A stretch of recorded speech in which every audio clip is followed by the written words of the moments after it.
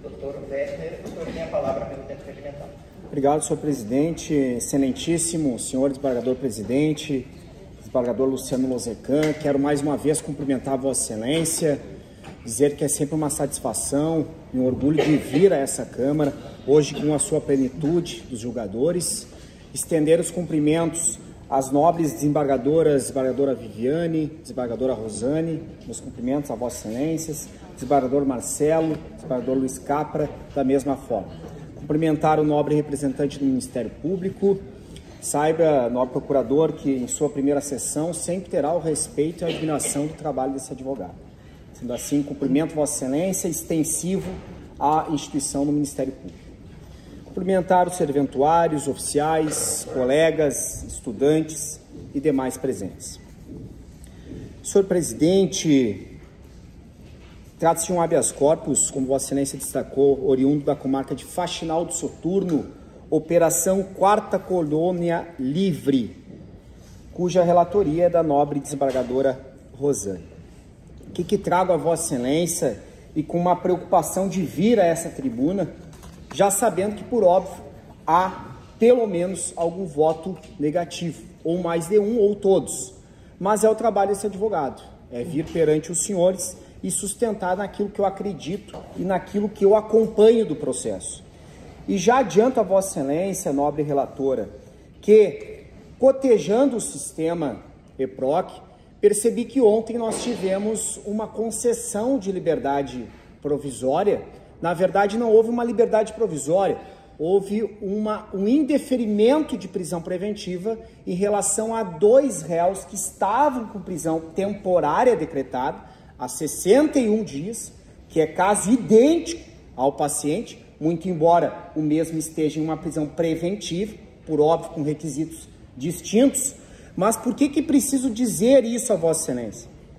Porque há muito tempo eu venho nessa tribuna e, por óbvio, que venho discutindo questões que envolvem fumaça de cometimento de delito, periculo em libertatis, mas hoje quero fazer diferente, nobre presidente.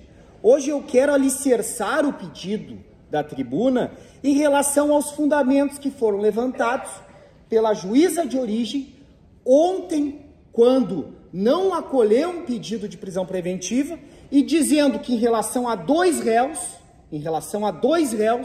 não havia o periculo em libertatis, de forma que a douta magistrada de origem aplicou o quê? As medidas cautelares diversas à prisão do artigo 319.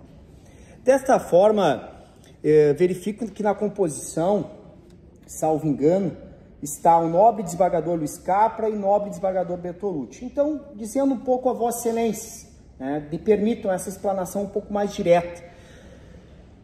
O que nós temos em relação a este caso específico?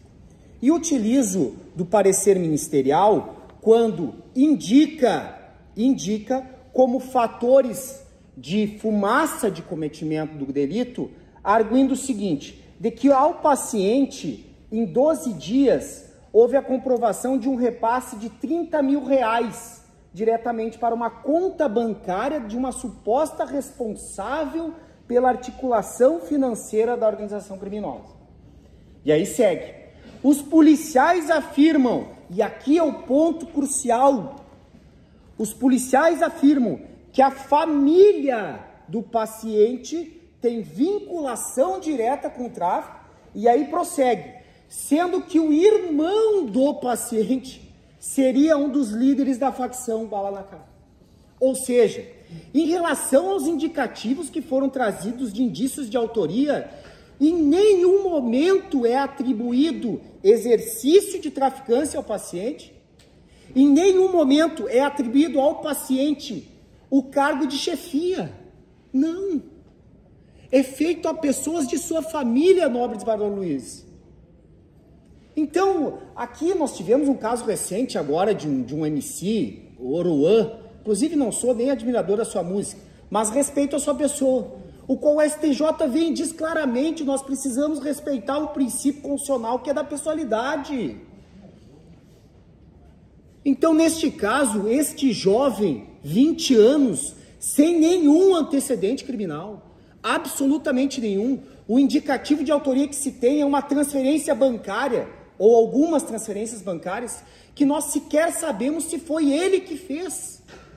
Sendo que a própria autoridade policial remete a periculosidade não ao Firmino, não ao paciente, mas à sua família. E por que disse, nobre relatora, que eu precisaria me socorrer essa decisão de ontem, da nobre juíza de origem? Porque ela traz alguns destacamentos que eu creio que se aplicam ao caso.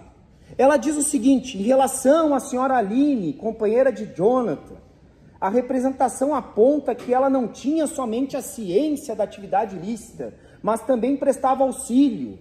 Aí depois a nobre juíza segue. Em relação a Jonas, a autoridade indicou sua atuação no recolhimento e repasses de lucro de tráfico. Aí prossegue a nobre juíza. Embora haja indícios de envolvimento dos representados, estes não são suficientes para configurar um perigo em libertatis. Então é aí que eu venho perante os senhores, lá de Santa Maria, saí 5 horas da manhã. Eu vim justamente porque eu entendo que este caso, senhores e senhoras, o único indicativo que tem em relação ao paciente são supostas transferências bancárias. Supostas transferências bancárias que nós sequer temos a comprovação de que foram realizadas por ele.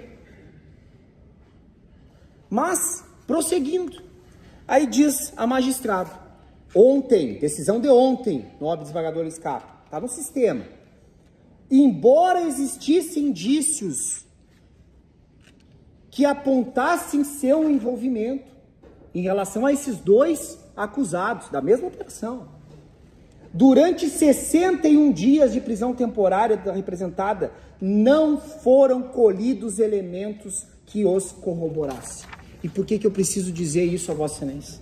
Porque o senhor Firmino, paciente, está há 61 dias preso preventivamente, nós não temos inquérito encerrado, nós não temos absolutamente nada acostado a esse processo que corrobore as informações da autoridade policial em relação a transferências bancárias ou em relação a indícios que possam destacar que ele esteja realmente envolvido com a traficância.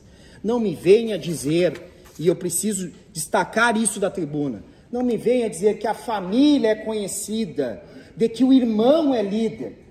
Se resolvam eles. Em relação a esse menino, nós não temos essa informação. Não temos. Então, desta forma, senhor presidente, peço escusas pela manifestação um pouco mais acalorada, mas eu penso que este caso se amolda, nobre relator, este caso se amolda às situações em qual a própria Câmara vem decidindo, que é a substituição de prisão preventiva naqueles casos onde você tem uma gravidade reduzida, porque vale se lembrar, nós não temos apreensão de entorpecentes com esse menino, nós não temos apreensão de armamento com esse menino, ele não responde a nenhum outro processo criminal, ele não tem antecedentes criminais. E essa operação, ela está com 40 pessoas, mais de 40 pessoas investigadas. Desta forma, rogando vênia, nobre relatora, desembargador Luiz Capra, desembargador Marcelo, ratifico as razões escritas, agradeço pela atenção dos senhores e mais uma vez peço vênia caso tenha ultrapassado o tom da voz. Muito obrigado, senhor presidente. Obrigado, professor. Passa a palavra.